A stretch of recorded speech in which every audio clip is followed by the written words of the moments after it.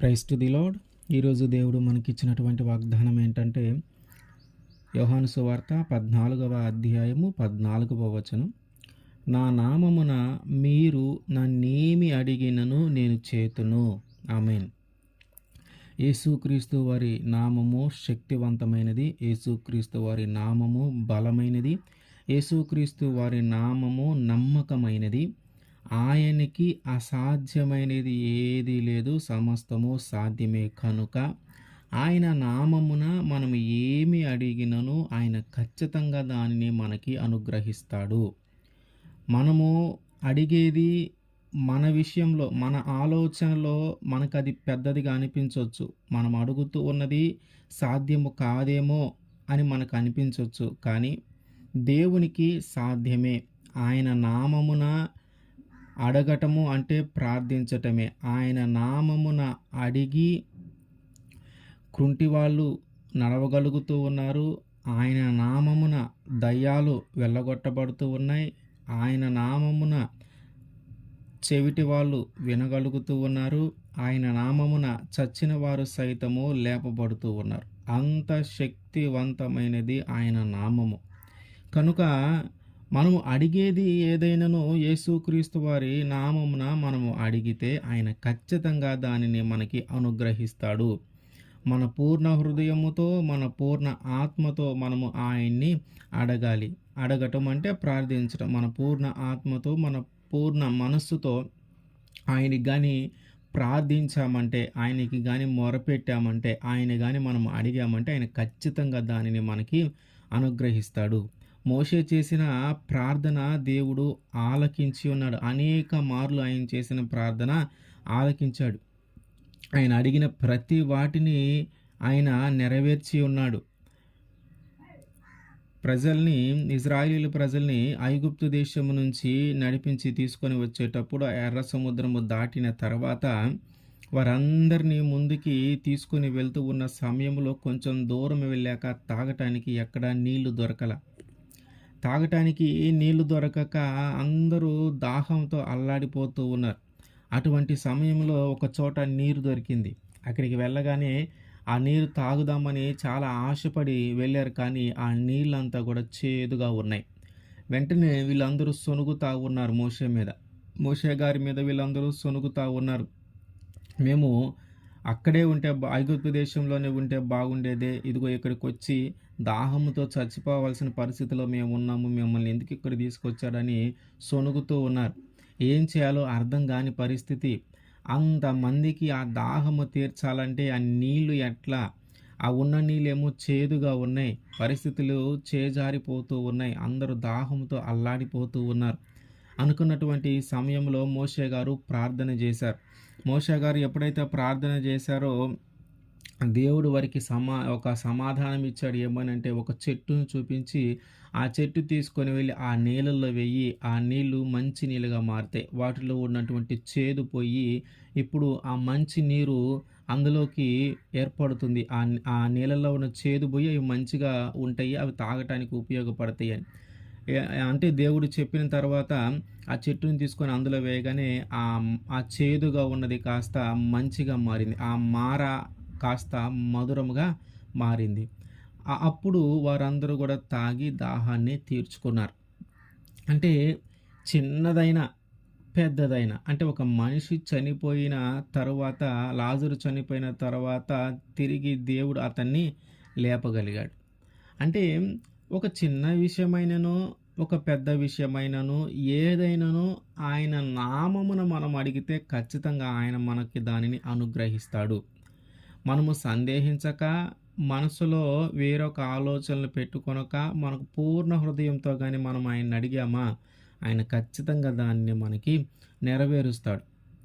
అంటే మనము ప్రార్థన చేసేది కూడా దేవునికి ఆమోదయోగ్యంగా ఉండాలి.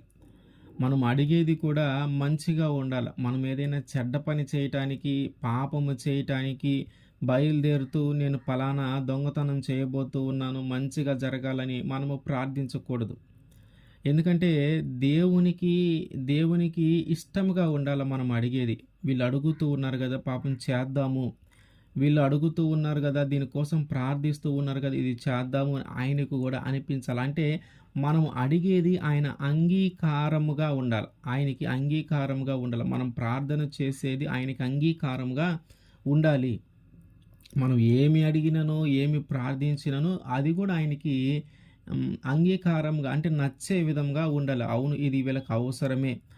ఇది వీళ్ళు ఉన్నటువంటి పరిస్థితుల్లో ఇది వీళ్ళకి ఉపయోగపడుతుంది. ఇది వాళ్ళకి అవసరమే అనే భావన ఆయనకి గూడా, దేవునికి కూడా కలగాలి. మన ఇష్టం వచ్చినట్టుగా మనము అడుగుతూ ఉండటం కూడా మంచి పద్ధతి కాదు. అందుకని కొన్నిసార్లు మన జీవితంలో చాలా సార్లు అడిగి ఉన్నా కూడా అవి జరగని పరిస్థితులుంటాయి.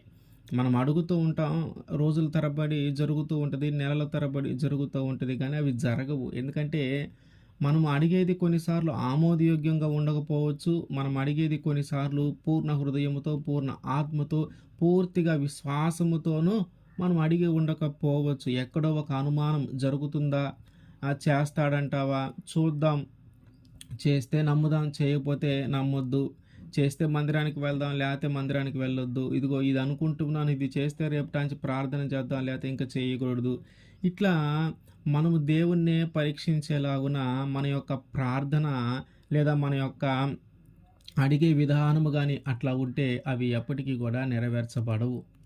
మనం అడిగేది పూర్తిగా విశ్వసించి అడగాలి. ఆయన ఏమి అడిగినా ఆయన చేస్తానని చెప్తూ ఉన్నాడు. నమ్మువానికి సమస్తము సాధ్యమే అని చెప్తూ ఉన్నాడు. నువ్వు విశ్వసిస్తే ఖచ్చితంగా అది జరుగుతుంది అంటూ ఉన్నాడు. మనం చూస్తే యేసుక్రీస్తు వారు చేసిన స్వస్థతలన్నీ కూడా నీ విశ్వాసమును బట్టే నీకు క్షమాపణ కలిగింది. నీ విశ్వాసము బట్టే నువ్వు రక్షింపబడ్డావు. నీ విశ్వాసాన్ని బట్టే ఈ స్వస్థత నీకు కలిగిందని ఆయన చేసిన ప్రతి కార్యము, ప్రతి ఆశ్చర్య కార్యము, ప్రతి స్వస్థత కూడా ఆయన తర్వాత చెప్తూ ఉన్న మాట ఏంటంటే, ఆ స్వస్థత జరిగిన తర్వాత చెప్తూ ఉన్న మాట అంటే, నీ విశ్వాసమే నిన్ను కాపాడింది. నీ విశ్వాసమే నిన్ను రక్షించింది. అంటే మనలో ముందు విశ్వాసం ఉండాల. దేవుణ్ణి మనం అడుగుతూ ఉన్నామంటే ఆయన ఖచ్చితంగా చేస్తాడు అని. దేవునికి మనం ప్రార్థన చేస్తూ ఉన్నాము అంటే ఆయన ఖచ్చితంగా దాన్ని జరిగిస్తాడనే విశ్వాసము, నమ్మకము మొదటిగా మనకి ఉండాలి. ఆయన శక్తివంతుడు గనక, పరమ వైద్యుడు గనక, ఆయనకు అసాధ్యమైనది ఏది లేదు గనక మనం అడిగే విధానములు ఏమీ సందేహించాల్సిన పని లేదు. మనం అడుగుతూ ఉన్నది ఏదైనాను నమ్మకంగా, పూర్ణ విశ్వాసముతో, పూర్ణ ఆత్మతో గాని మనం అడిగితే అది ఆయన ఖచ్చితంగా నెరవేరుస్తాడు. అందులో ఎలాంటి అనుమానము లేదు. కొన్నిసార్లు ఆ నెరవేర్చటము, జరిగించటము ఆలస్యం అవుతుంది కానీ జరగటము మాత్రం ఖచ్చితమే.